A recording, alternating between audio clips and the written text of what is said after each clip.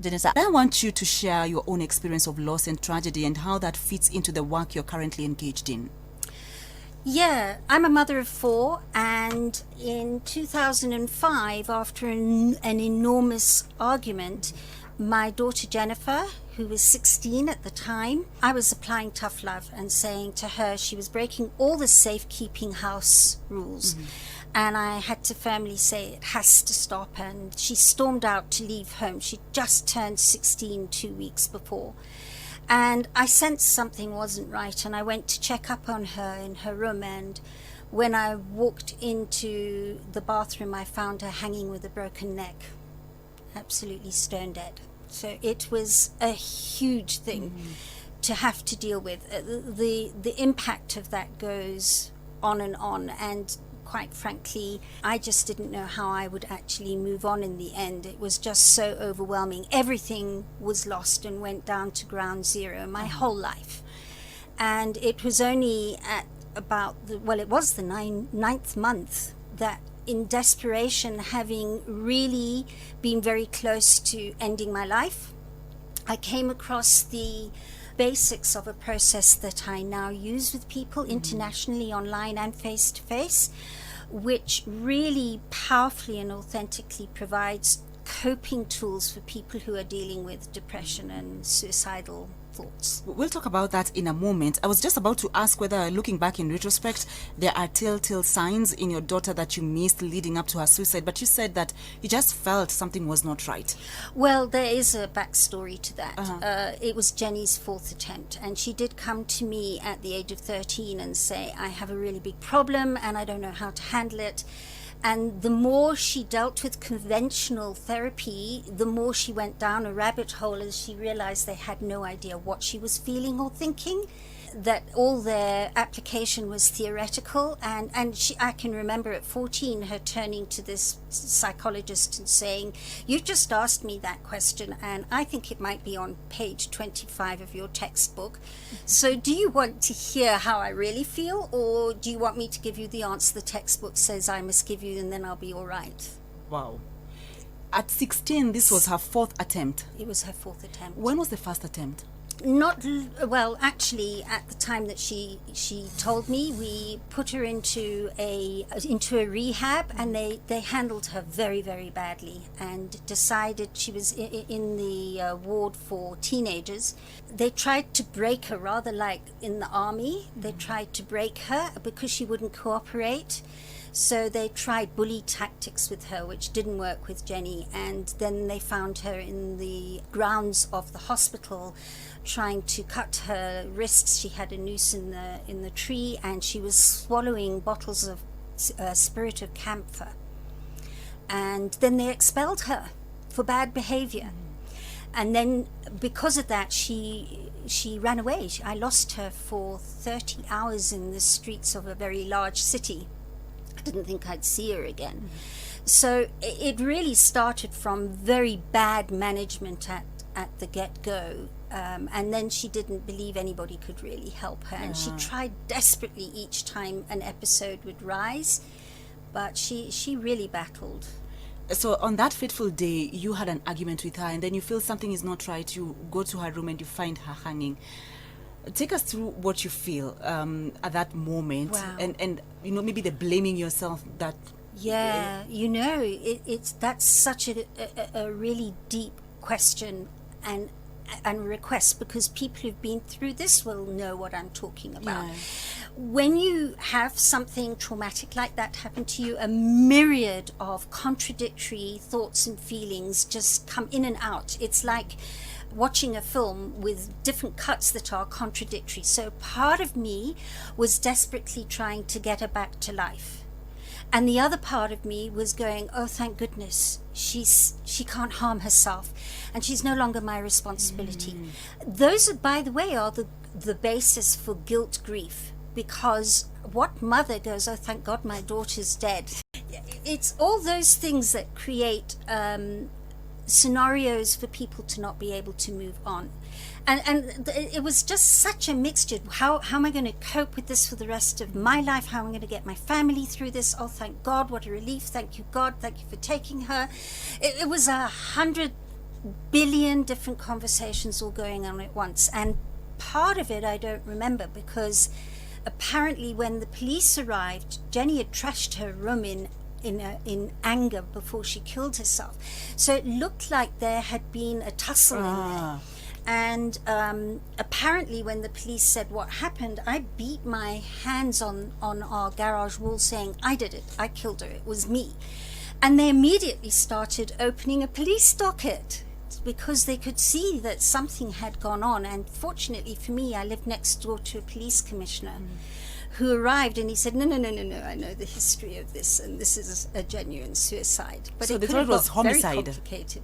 Yeah. Initially, they thought it was a homicide. Well, they started, looking around and taping and all sorts of things. And the moment that this amazing man arrived, and he just said, "No, you're barking up the wrong tree. This is this mother's trauma coming through, her shock."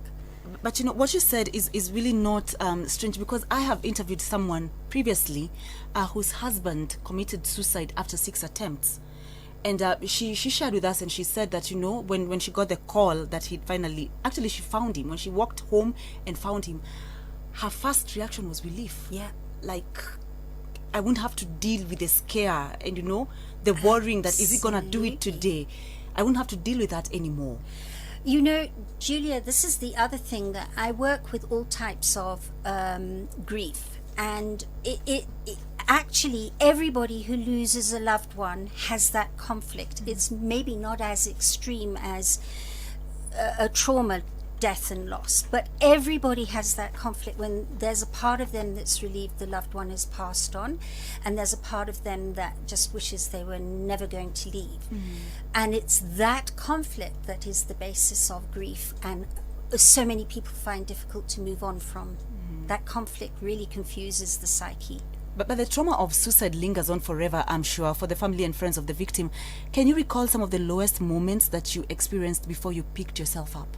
My lowest moment was 2 years after Jen died, and I was in UK in the early stages of doing this work. And I had got through the first year safely, so I thought, okay, I'm all right.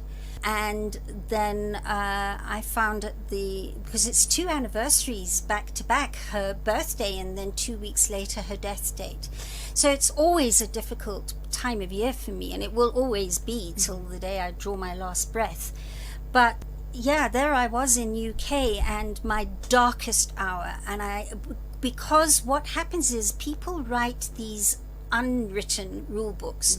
By 2 years you should be. And they become an authority because they're not actually walking the walk. So there's a lot of isolation and aloneness in that grief, where you just feel nobody would even begin to understand if you were to express the depth of aloneness. And it's almost like serving an emotional life prison sentence.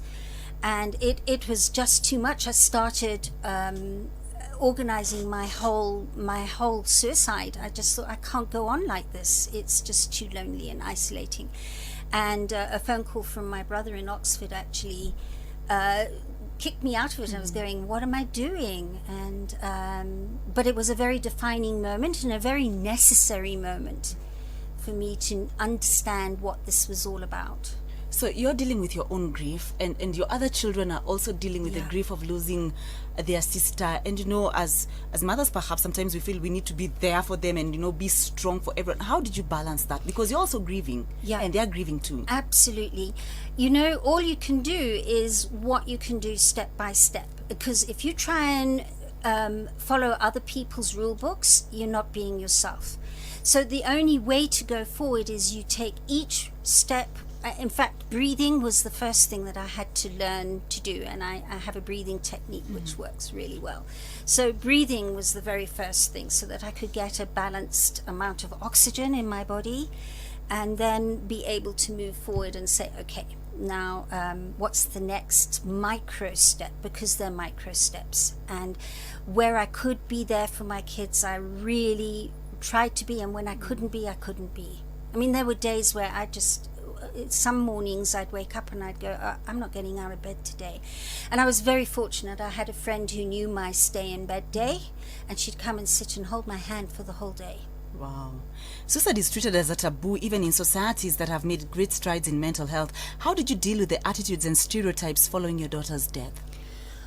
We weren't here in Kenya. We'd left Kenya. The kids were in school in South Africa, in KwaZulu-Natal, and it's not quite so much of a taboo down there. Having said that, a lot of people still felt very unsafe around us as a family, having had a child that died from suicide. You could very visibly see that. But the outpouring of love was overwhelming at that time. But the thing for me here in Kenya is the fact that suicide is a criminal offense. For a person that attempts suicide and doesn't succeed, the outcome for them is horrendous.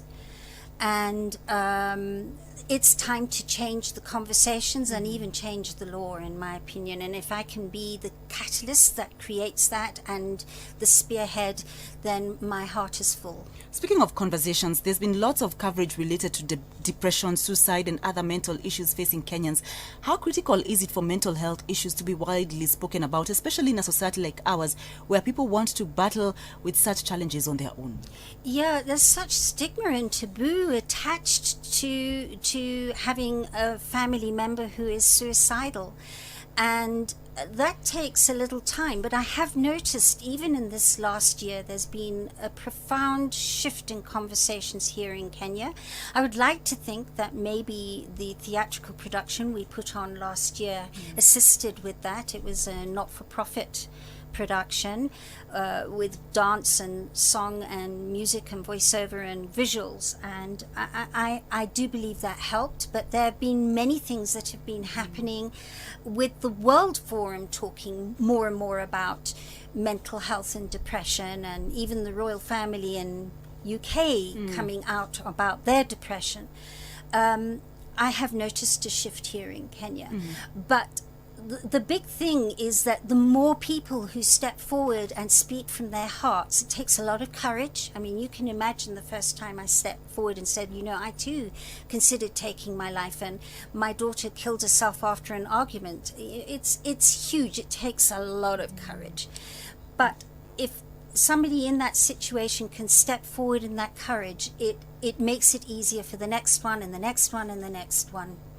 And then new conversations can start. Now, the other aspect to that story, of course, is that awareness on depression is quite low, and it is still viewed as a social rather than health issue.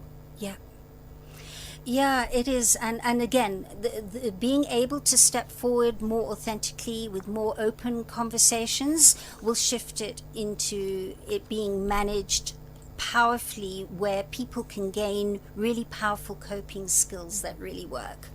And then everybody's conversations become very authentic and wise. I've watched amazing, wise conversations, even within my family, because we've now got these coping skills. I was with them in December, and just sitting watching them round a table where everybody can safely express their truth without it being taken personally. So everybody's safe to talk, and it's lovingly received. It might not be agreed with, so everybody agrees to disagree, but they feel safe to express. And I can say, quite honestly, it took the loss of Jenny for us to get that beautiful gift as a family. We'll talk about the coping skills and mechanisms in a short while. Just before we go for break, a popular sports journalist published the story of his battle with depression last week, and then did a follow-up piece where he said he received feedback from people who say that they could relate to many of the symptoms he talked about in his article. How do we help many more people in Kenya to identify signs of depression and other mental illnesses?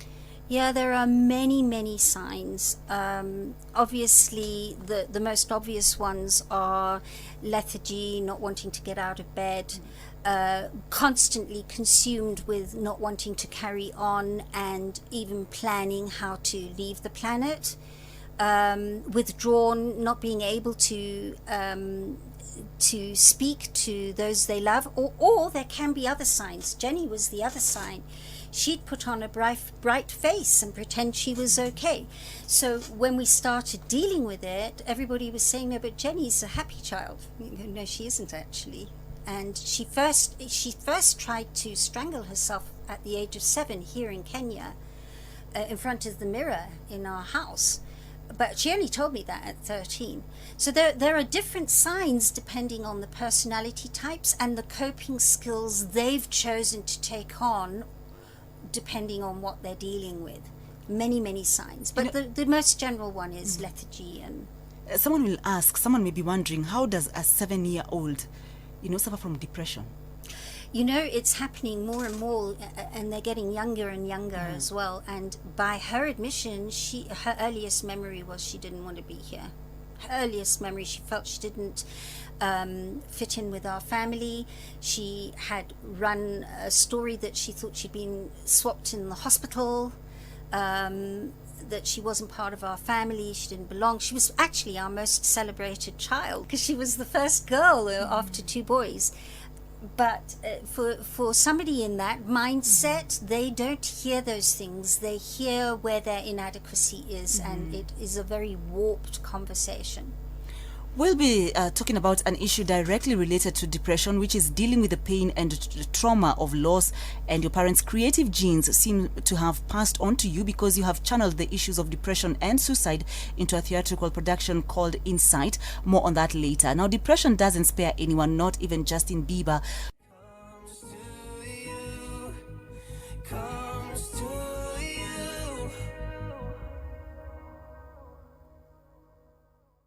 It's David Guetta featuring Justin Bieber. The name of the track is To You, and it is playing on The Breakfast Show here on KBC English Service. My name is Julia Wanjipo. We are delighted to be back on The Big Conversation, and this morning we are talking about coping with grief, trauma and tragedy. And my guest this morning is a lady who turned a personal tragedy into an opportunity to travel the world, offering people lessons on coping with grief and trauma. We are privileged to be speaking to Janetta Barry, a London-based mental health and awareness expert, sharing some of her useful teachings and experiences with us on The Big Conversation. Also joining us on The Big Conversation is my colleague Mariam Kaptuya. Good morning, Mariam. Good morning, Julia. Kaptuya, you've got a question for Janetta. Absolutely. Janetta, I have a question for you about this topic that we're having today, suicide and alcoholism.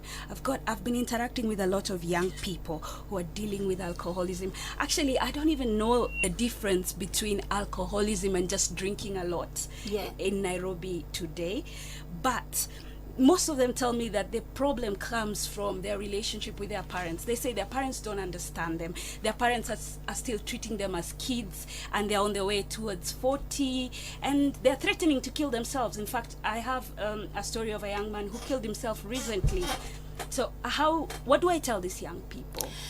Well, actually, I think the increase in alcohol consumption is a worldwide happening. It's happening more and more with the youth worldwide, and it's basically because there are a lot of pressures on to be a certain thing and in a certain way.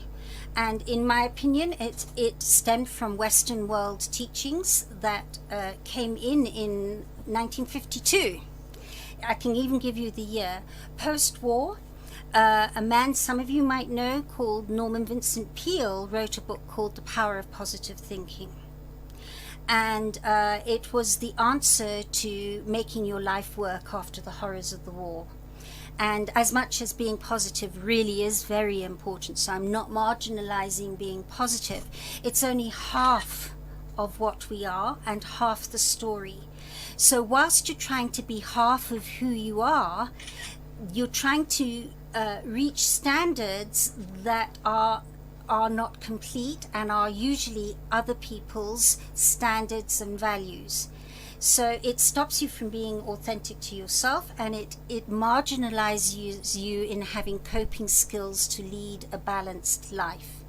So what happens is, because you don't know how to deal with yourself internally and fix yourself, you look for an outside fix that makes you feel okay. So alcohol, drugs, sex. It can come in many forms, many forms. Food, to fill that half missing, the missing that we haven't been shown how to embrace and love, the negative side of us. And when you know how to embrace the negative side, it no longer matters what your parents think. Because you step authentically into your power and you know where your wisdom is. You can access your wisdom. You're no longer distracted by extreme thoughts and emotions. You can now bring those thoughts and emotions into a place of manageability, and new conversations start coming out of these young people. It inspires me when I work with people who are very depressed, and within 3 sessions with them, they're stepping forward and speaking with such wisdom and certainty and clarity and specificity. I'd like to butt in on the depression, because just before the break we were talking about Justin Bieber. We listened to a record by Justin and David Guetta, To You, and Justin just recently admitted that he's battling depression. You know, for many people, depression is triggered by a painful experience. It seems to be the opposite for Justin, because his is his struggle to deal with fame. Yeah, that's presuming that fame is not painful, but of course it has its equal Right. amount of pain to the gain as well. And anything in its extreme is extremely difficult to handle. And fame is very extreme. It's extremely extreme. So, yeah. And Janetta, they say they're depressed here. But Yes. depression is a clinical term. So how do we know they are really depressed? Okay, well, it's a very good question, because in actual fact, depression is, in my opinion, and some people say, no, I've never felt it, but everybody at one stage gets to an all-time low of some form or another, where they just go, wow, I'm so overwhelmed, I just don't know how to move forward. They may not be suicidal, but they're there. Because what happens is, when things do work and don't work in balance, you can cope. But the moment that it becomes extreme, the coping skills are missing. And that is when they term it as depression. And Janetta, at what point should parents take it serious when kids say, young people say, I'm going to kill myself? At what point should we At take that it? point. At that point. That point. Bearing in mind also that this is a difficult thing for me to say without it becoming out of balance. But with depression comes a lot of manipulation, because the only way a depressed person can cope is to manipulate everybody. It's the one place they know they can speak their truth, but they only know how to speak their truth by manipulation. So they'll use a lot of psychological triggers and button pushers to try and cope and get everybody to do what they want to do so that they feel okay. So it's a really tricky thing to find that balance. It's one I found very difficult with Jenny, because I knew how serious she was and she used it. It's why she broke the household rules, because she knew Mum won't do anything because she's scared I'm going to kill myself. It's that. So it's really important to have a conversation with the parents and the family and the person who's suffering. It's very important. So everybody knows how to use these powerful skills. Let's talk about the Ethiopian Airlines tragedy, that has been in the headlines, with the focus now shifting in recent days to the grief and family members who cannot be able to locate the remains of their loved ones who died in the crash. What are the first reactions that we have in the face of grief? Is it anger, pain, regret, or a combination of all these emotions? Yeah, I'm also very glad you've brought this up today, because with huge blessings and thanks to Elizabeth Kubler-Ross, who wrote the 5 stages of grief, which was a start. There was nothing before, and it's helped many people. It also is very limiting, because people who are grieving think that if they're not doing it in order to her 5 steps, then there's something wrong with them. And I've observed that grief comes in cycles, not 5 steps. And there's cycles of coping and there's cycles of not coping. And initially, it's mostly not coping. The world is very, very black. Everything feels black. Everything feels colored black. And then with time, if you haven't got the coping skills, then with time you might get the odd spark of light, and then with the more sparks of light, and then eventually, might take years, might take a lifetime, you find that you've got more light than dark, and the pain is less. And that's how it works. It works in cycles of coping. What are these coping skills you talk about? Could you take us through them? Yeah, I can. I'll try and do it in a nutshell. Basically, we're in a world that is very attached to being positive. And the reason why that doesn't work is our whole world works in cycles. And if you study cycles, cycles require equal amount of negative and positive in them. The electricity we're working with here now in this studio requires a balance of negative and positive. If it doesn't, then everything goes haywire. So we understand that the weather cycles, the noise coming out my mouth, all that requires positive and negative charge to create that cycle. And then we're fed that our psyches are different to all the rest of the world. So our thoughts and feelings don't have that apply to it. We must only be positive. Now, if you try and be that, there are nearly 5,000 human traits listed in the dictionary, and approximately half are positive and half are negative. And you heard, they're human. They're part of being human. So if you were to imagine that, I'm going to take you through the theatre of your mind. Imagine that your 2 feet represent your psyche, your consciousness and your unconscious consciousness. And that in between those 2 feet is the line of balance of thoughts and emotions. And your feet are going from side to side, either side of that balance. And if you try and put both feet on that line, then you flatline. There's no sound, vibration, light, or anything there. So you have to have a wobbly with your thoughts and your feelings on either side of that line. Now then we're fed to be only positive, so now we try and be more on the, let's say the right leg is your positive side. So you try and be more on that positive side, and you take a step towards the right for each trait. Kind, loving, thoughtful, peaceful, philanthropic, or gentle. And let's say you get to 2,500 traits. Can you see how out of balance you are? Now, our wisdom deep down knows we're out of balance. So to help us understand the value of the other side of us, the negative side, and how lovable and loved it is. Because the moment you judge your negative side as not being valuable or loved, you're only half loving yourself. So it catapults one from one side to the other. And by the way, on the other side, you're in a place of fantasy and pride. And on the other side, you get catapulted to nightmare and feeling guilty and ashamed. And the more you try and be one side than the other, the more you polarize yourself from center, and the more bipolar you become. And that is why so many people are battling with bipolar, because we all have wobblies in our thoughts and emotions. But our lifestyle has produced more extreme wobblies. I like how you say that, we are attached to positivity.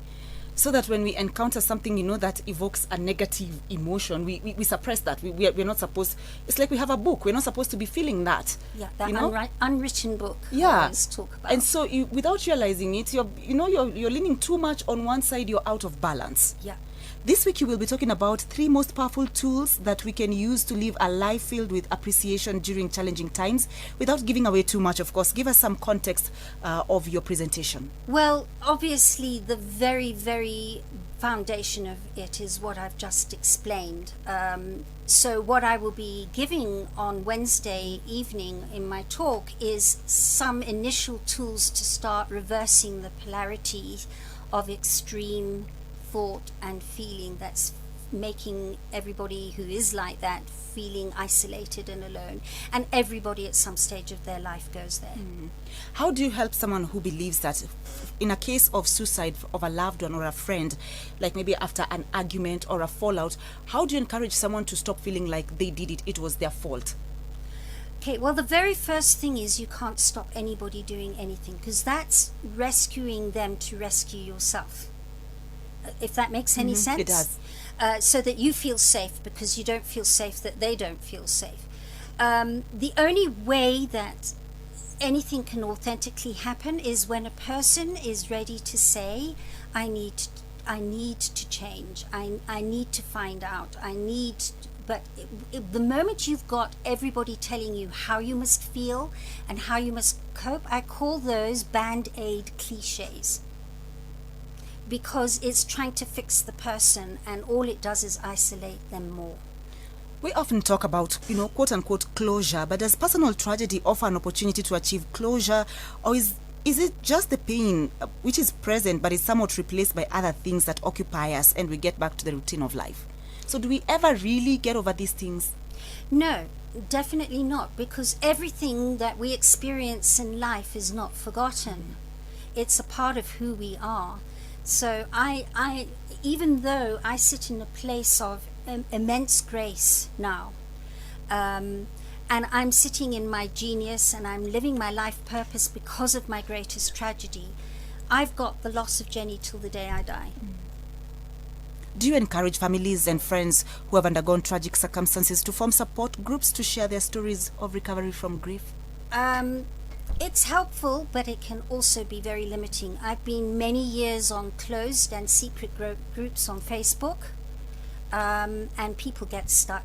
They get stuck in their stories. The stories start defining them, and then they get stuck in their grief. So it's helpful for a while, but it's not the answer. Right.